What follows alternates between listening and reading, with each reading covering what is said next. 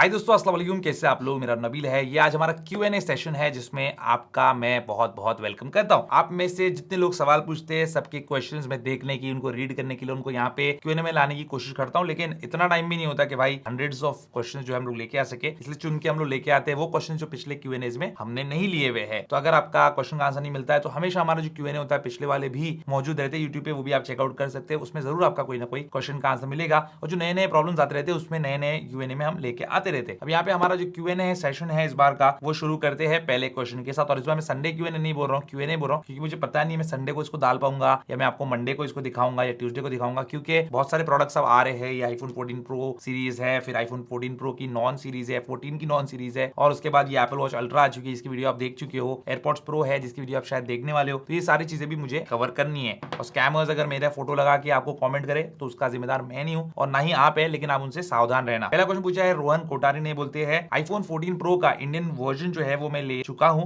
और always on display भी है, इसके अंदर सब कुछ है, कीबोर्ड हैप्टिक है, लेकिन पहले के मुकाबले या पुराने जो फोन्स का एक्सपीरियंस है उसके मुकाबले जो है इतनी अच्छी बैटरी लाइफ उनको नहीं मिली। तो क्या आपको भी ये प्रॉब्लम आ रही है? बिल्कुल ये प्रॉब्लम आ रही है और ये प्रॉब्लम अब कम हो चुकी है iOS 16.0.2 पे। 16.0.1 पे आईफोन 14 प्रो सीरीज जो है वो हमको देखने मिली, पहला अपडेट वही आया, लेकिन अभी जो 02 अपडेट आया है उसके अंदर बैटरी लाइफ मुझे स्लाइटली बेटर लग रही है। मैं इसका जो रिव्यू वीडियो है iOS 16.0.2 का वो जल्दी आपके लिए बनाने की कोशिश करूंगा, जहां पे पूरे दिन की जो बैटरी लाइफ है वो कितनी निकल के आ रही है वो मैं आपको बताना जरूर चाहूंगा उस वीडियो के अंदर। तो मेक श्योर कि आपने जो नया वाला वर्जन है, सॉफ्टवेयर वर्जन, वो डाउन इंस्टॉल कर लिया, क्योंकि उसमें कैमरा वाला प्रॉब्लम भी सॉल्व हुआ है। अगला क्वेश्चन है मोहम्मद समीउद्दीन का, ये बोलते हैं डिटेल्ड वीडियो जो आपने अनबॉक्सिंग वाली बनाई एप्पल वॉच अल्ट्रा की, ये जो मेरे हाथ में ये अल्ट्रा वाली है, कल मैंने इसकी वीडियो डाली थी, तो बोलते और इन्फॉर्मेशन वाली वीडियोस आप बनाइए इसके ऊपर, जिसमें हमको पता चले क्या हम कॉन्टैक्ट सर्च कर सकते हैं, क्या डायल कर सकते हैं क्या आईफोन जैसा ही, और क्या हम इसको एक आईफोन के रिप्लेसमेंट के तौर पर यूज कर सकते हैं जब हम बाहर जा रहे हैं, क्योंकि इसमें सेलुलर फंक्शनलिटी है। बिल्कुल आप कर सकते हो, लेकिन फोन के सारे काम तो नहीं कर सकती एक वॉच, लेकिन हाँ कॉलिंग करना, पूरे कॉन्टैक्ट लिस्ट को एक्सेस करना, आपका आई मैसेज, ये सारी चीजें आपकी वॉच पे हो जाएगी, और हेल्थ ट्रैकिंग वगैरह। और जो डिटेल वीडियो बनाऊंगा मैं इसका रिव्यू जैसा, उसमें सब बताऊंगा मैं आपको, ताकि एक नॉर्मल जो यूजर है, कंज्यूमर है, वो भी समझ सके कि एप्पल वॉच क्या होती है, उसके क्या क्या यूज केस सिनेरियोज हो सकते हैं और आपके क्या बेनिफिट हो सकता है उसमें। अगला क्वेश्चन है स्वप्निल चौबे का, ये बोलते हैं ब्लर्ड कैमरा जो हो रहा है कॉल आने पे, ये क्या एक सॉफ्टवेयर बग है या हार्डवेयर बग है आईफोन 14 सीरीज का? अब मुझे पहले लगा था कि आईफोन 14 में ही है, लेकिन अब जो मेरा एक फ्रेंड है वो मुझे मिले, उनके पास आईफोन 13 प्रो सीरीज थी, मेरे पास भी है, लेकिन उसमें सिम कार्ड नहीं, मैंने अब इसमें डाल दिया है। तो उनको मैंने बोला भाई ये इशू आ रहा है तो आप देखो, तो उनमें भी ये इशू आ रहा था, उनके फोन में भी एक इशू आ रहा था। तो मुझे अब देखना पड़ेगा पुराने से पुराने फोन पे जा जाकर के इशू आ रहा है, लेकिन जब कॉल आता है उस टाइम पे अगर आप कैमरा ओपन रखते हो तो फोटो मोड पे जब आप रहते हो, वीडियो तो ले नहीं सकता आपका फोन जब कॉल आते हो, तो लेकिन फोटो मोड पे रहते हो तो उस टाइम पे जो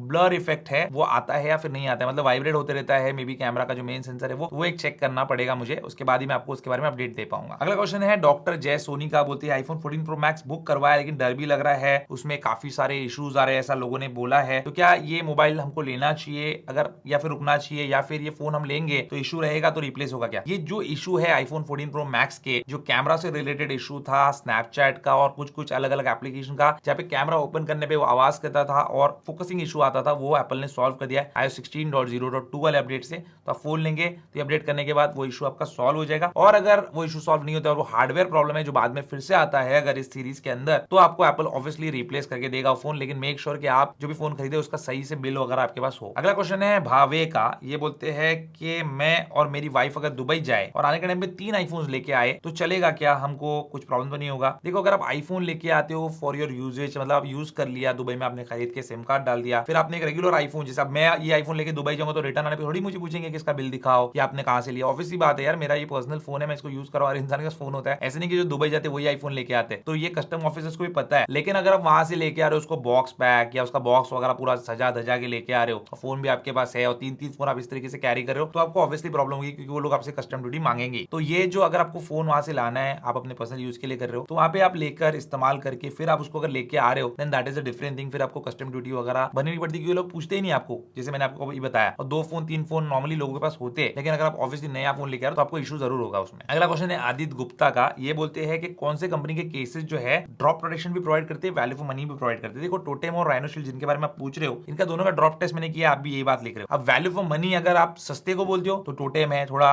राइनोशील्ड के मुकाबले कम है उसका प्राइस, लेकिन जो मैंने अब तक देखा, देखो अभी उनके वापस केसेस आने वाले, राइनोशील्ड के भी आएंगे और टोटेम के भी आएंगे। अब तक जो मैंने देखा, Rhinoshield is 1 notch above Totem in quality and drop protection, ये तो बात पक्की है। टोटेम भी मिलिट्री ड्रॉप टेस्टेड है, राइनोशील्ड भी है, टोटेम की भी क्वालिटी काफी अच्छी है, राइनोशील्ड की भी है, लेकिन अगर आप बोलते हो मैं पैसा अच्छा देना चाहता हूं और मुझे बेस्ट चीज मिले, वो राइनो शील्ड है और बहुत अच्छे केसेस उनके आने वाले। अभी आप जस्ट वेट करो, मैक्सेफ अभी तक नहीं आया था, मैक्सेफ भी आएगा और टोटेम का भी मैक्सेफ आएगा, तो वो सब रिव्यू का वेट करो, उसके बाद आप डिसाइड करेंगे तो बेटर है। अभी आपको अगर बहुत जल्दबाजी है तो भाई सस्ता 100-200 वाला केस ले लो, उसके बाद अच्छे वाले केस पे इन्वेस्ट करना। अगला क्वेश्चन है देबांगा का, बोलते क्या सही है जब 5G आएगा तो 4G को डेलिबरेटली स्लो किया जाएगा ताकि सब लोग 5G पे अपग्रेड करे कर सकते हैं? इंडियन टेलीकॉम कंपनी जो है ये काम भी कर सकती है। अभी जो 4G की हमको स्पीड मिल रही है वो 4G की स्पीड है, वो एक्चुअली 3G वाली स्पीड है, लेकिन हमको 4G के नाम पे वो स्पीड जो है वो बेची जा रही है, वो डेटा बेचा जा रहा है, तो ये काम वो लोग कर सकते हैं, ये हो सकता है आपकी बात सच। अगला क्वेश्चन है अर्जुन सिंह का, बोलते MBBS का स्टूडेंट हूँ, पैसा है कोई इशू नहीं है, बजट भी है, लेकिन काम कुछ नहीं है, 14 प्लस लूं, 14 प्रो मैक्स लूं, क्या लूं मुझे समझ में नहीं आ रहा है, या 13 ले लूं पैसा बचा लूं। देखो आप MBBS के स्टूडेंट हो, पढ़ाई पे आपको ध्यान देना है, पैसे का इशू नहीं है, बहुत अच्छी बात है, लेकिन मैं अगर आपकी जगह होता और कुछ फायदा नहीं होता मुझे 14 प्रो या प्रो मैक्स लेने से, तो भाई मैं 13 के साथ जो चला जाता है, क्योंकि सही डिवाइस है एकदम, 128 GB भी उसमें आ जाता है, तो स्टोरेज का इशू नहीं है, कैमरास भी सही है, सभी कैमरास में आपको नाइट मोड भी मिल जाता है, देखने में भी अच्छा है, मॉडर्न है, प्यारा इसका लुक है, तो मैं डेफिनेटली आपकी जगह होता तो 13 के लिए जाता। और जो बचता पैसा, मतलब मेरे पास पैसा है तो जरूरी तो नहीं ना मैं 2 लाख का फोन ले लूं जाकर, मैं फिर वो पैसा जो है एक अच्छी एप्पल वॉच में लगाता या मे बी आईपैड लेता, जिससे मुझे मेरे एजुकेशन में, मेरी पढ़ाई में, मेरे MBBS के नोट्स बनाने में मदद होती। तो पैसा जो है अब अच्छी जगह भी लगा सकते हो अपना। अगला क्वेश्चन है एल्क का, और मुझे क्वेश्चन बहुत हंसी आई देख के, तो मैंने सोचा क्यों ना Q&A में भी लिया जाए। ये बोलते जब आप फ्रंट कैमरा कंपैरिजन करते हो दोनों फोन्स का और वीडियो लेते हो तो उसमें आप क्या बोलते रहते हो, जिसको आप म्यूट करते हो फिर वॉइस ओवर करते हो? एक्चुअली क्या होता है, जब मैं कैमरा कंपैरिजन करता हूं, आज भी मैं कैमरा कंपैरिजन करके आया और बहुत जल्दी आपको वीडियो मिलेगी इंशाल्लाह, तो इसके अंदर क्या होता है, मैं बहुत सारी चीजें बोलता हूं जो मैं चाहता हूं कि मैं वीडियो में दिखाऊं। बोलने से क्या होता है, मैं वो चीजें मिस नहीं करता हूं और फिर उसको मैं म्यूट कर देता हूं, क्योंकि जब मैं उसको कंप्यूटर स्क्रीन पे देखता हूं या बड़े स्क्रीन पे देखता हूं, 4K वाली स्क्रीन पे देखता हूं, तब मुझे पता चलता है कि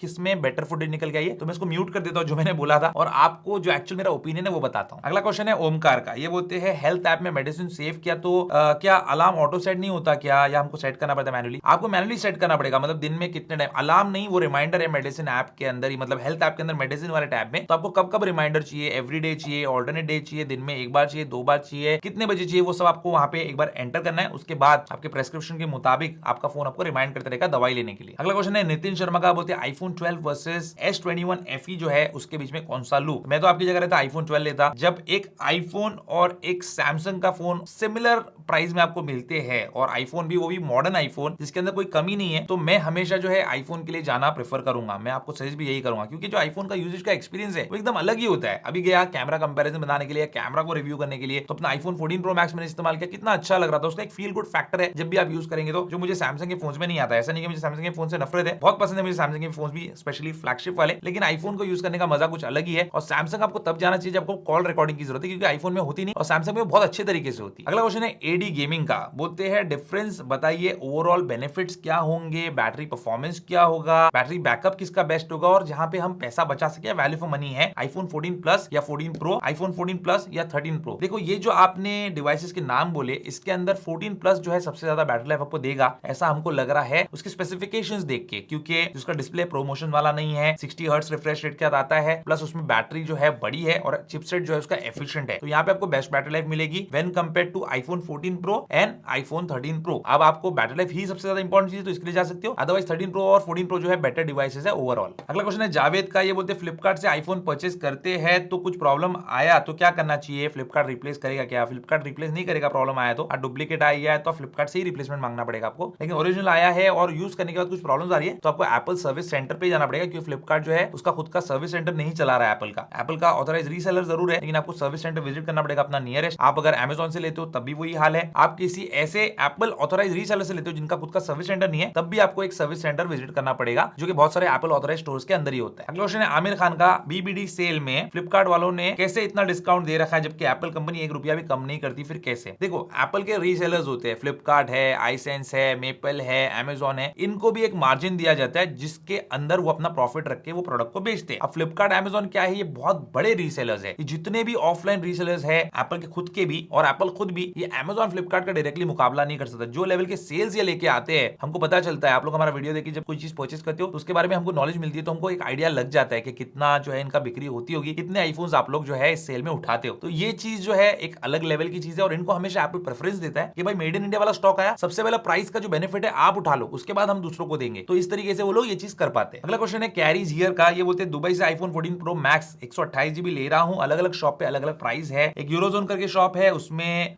1,02,000 का है और सिटी चॉइस में 1,21,000 का है, तो कहां से लेना चाहिए और कौन सा वर्जन लेना चाहिए जो इंडिया में चल जाए। और मैं एक EA स्पोर्ट्स प्लेयर हूं और मुझे 14 प्रो मैक्स या 13 प्रो मैक्स में से कौन सा लेना चाहिए? देखो, एक तो प्लेयर हो तो लेटेस्ट ले लो क्योंकि उसमें आपको बेस्ट परफॉर्मेंस मिलेगा, जीपीयू भी बेस्ट मिलेगा। दूसरी चीज है प्राइस डिफरेंस इतना नहीं होना चाहिए, वो वेरिएंट टू वेरिएंट रहता है, कंट्री टू कंट्री डिपेंड करता है। यूएस का अलग प्राइसिंग, दुबई का अलग प्राइसिंग, जापान का अलग प्राइसिंग, इस तरीके से वो वेरिएंट से वेरिएंट डिपेंड करता है। आपको जो भी लेना है आप ले सकते हो, लेकिन आपको इंडिया के हिसाब से कौन सा लेना चाहिए? मैं आपको सजेस्ट करूंगा इंडिया के हिसाब से वो लो जिसमें कम से कम एक सिम लगे। यूएस वाला मत लो, यूएस वाले में कोई प्रॉब्लम नहीं है, ई सिम चल जाएगा, लेकिन एक सिम कार्ड वाला रहता है तो एक कन्वीनियंस फैक्टर रहता है भाई। कभी स्वैप करना है आपको, कभी आपके फोन की बैटरी उतर गई, अर्जेंट में किसी को कॉल करना है तो आप कैसे कर पाएंगे ई सिम वाले से? आपका बस सिम कार्ड रहेगा तो आप लगा सकते हैं किसी और फोन में, और इस तरीके से आप अपने फोन का इस्तेमाल भी कर सकते हैं जब आपका फोन डेड हो, इमरजेंसी पर्पसेस के लिए। अगला क्वेश्चन सादिक का, ये बोलते हैं iOS 16 जब से इंस्टॉल किया है, मेरी अदर्स वाली स्टोरेज आईफोन 12 की वो फ्लक्चुएट हो रही है, कभी 6 GB कभी 22 GB। तो फ्लक्चुएट होने के लिए डिजाइन है, वहां पे लिखा भी, अगर आप उसमें जाते हो डिस्क्रिप्शन पढ़ो उसका आप नीचे, क्यों फ्लक्चुएट होती है? आपने सफारी यूज किया, बहुत सारी चीजें यूज करे तो स्टोरेज बढ़ जाएगी क्योंकि बहुत सारा डेटा वहां पे स्टोर करके रखता है, ताकि अगली बार जब सफारी ओपन करे तो आपका डेटा जो है वैसे इंटैक्ट रहे और आपका टाइम वेस्ट ना हो। तो उसके बारे में ज्यादा फिक्र करने की जरूरत नहीं जब तक कि आपके पास एक 64 GB का आईफोन ना हो। अगला क्वेश्चन है राजेश का, ये बोलते हैं 60-70 हजार रुपए का फोन इंस्टॉलमेंट में लेना कोई बुरी बात नहीं है और वो पैसा जो है हम अपने बिजनेस में लगा सकते हैं, इनकम बढ़ा सकते हैं। अब भाई आपके बैंक अकाउंट में 1-2 करोड़ रुपए पड़ा है तो उस टाइम पे आप क्यों 60-70 हजार रुपए का, लाख, 1.5 लाख, 2 लाख रुपए का फोन जो है वो इंस्टॉलमेंट पे लेंगे? इंस्टॉलमेंट बंदा कौन लेता है? जिसको जरूरत होती है, मतलब फोन की या कोई चीज की, लेकिन उसको उतना पैसा नहीं होता और वो किस्तों में वो पैसा देना चाहता है। आप जो दूसरी बात बोल रहे हो कि हाँ वो बिजनेस में पैसा लगा सकता है और धीरे धीरे करके वो बैंक को चुका सकता है, लेकिन 60-70 हजार रुपए का ही कोई बिजनेस में पैसा लगाएगा क्या? ये मुझे नहीं पता। अगर हाँ ये चीज है तो शायद आप कर सकते हो। मैं जिस चीज के खिलाफ हूँ वो है interest, not no cost EMI. No cost EMI के खिलाफ हूं मैं क्योंकि उसके अंदर आपको प्रोसेसिंग फीस और जीएसटी के नाम पे लूटा जाता है हर महीने,